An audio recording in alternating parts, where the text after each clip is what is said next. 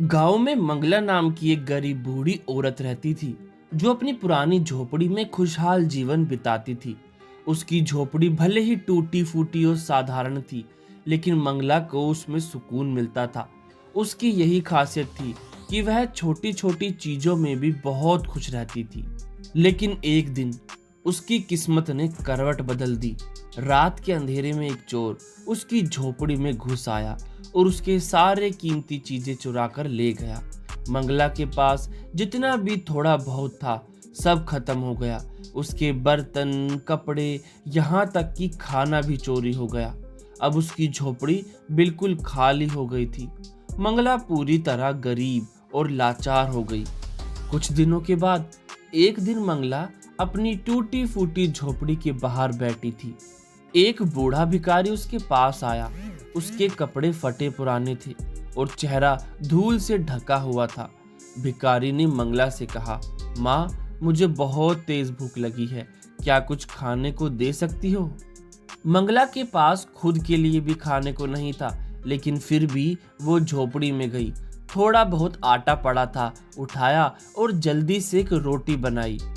मंगला भिखारी को रोटी देकर बोली, बाबा, मेरे पास अब यही बचा है, इसे खाकर अपना पेट भर लो। भिखारी ने रोटी खाई और खुश होकर मंगला से कहा, तूने मुझे बिना किसी स्वार्थ के खाना दिया, इसलिए मैं तुझे एक वरदान दूंगा। तेरी झोपड़ी अब जादुई हो जाएगी। बाहर से इसे सभी साधारण झोपड़ी समझेंगे, लेकिन अंदर से एक महल होगा। मंगला को अपने कानों पर विश्वास नहीं हुआ। वो भिखारी की बात को सुनकर चुप रही। भिखारी बाबा ने आशीर्वाद देकर कहा, अब तू कभी भी गरीब नहीं रहेगी। भिखारी बाबा के जाते ही मंगला झोपड़ी के अंदर गई और जैसे ही उसने दरवाजा खोला वो चौंक गई। उसकी टूटी फूटी झोपड़ी अंदर से एक विशाल महल में बदल चुकी थी। दरवाजे सोने के थे, फर्श पर रेशम के कालीन बिछे थे, चारों ओर कीमती रत्न और झूमर चमक रहे थे।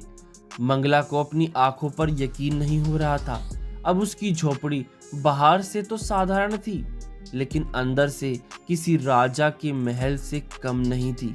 मंगला को अब समझ में आ गया कि उसकी उदारता और दया ने उसे ये अनोखा वरदान दिलाया है।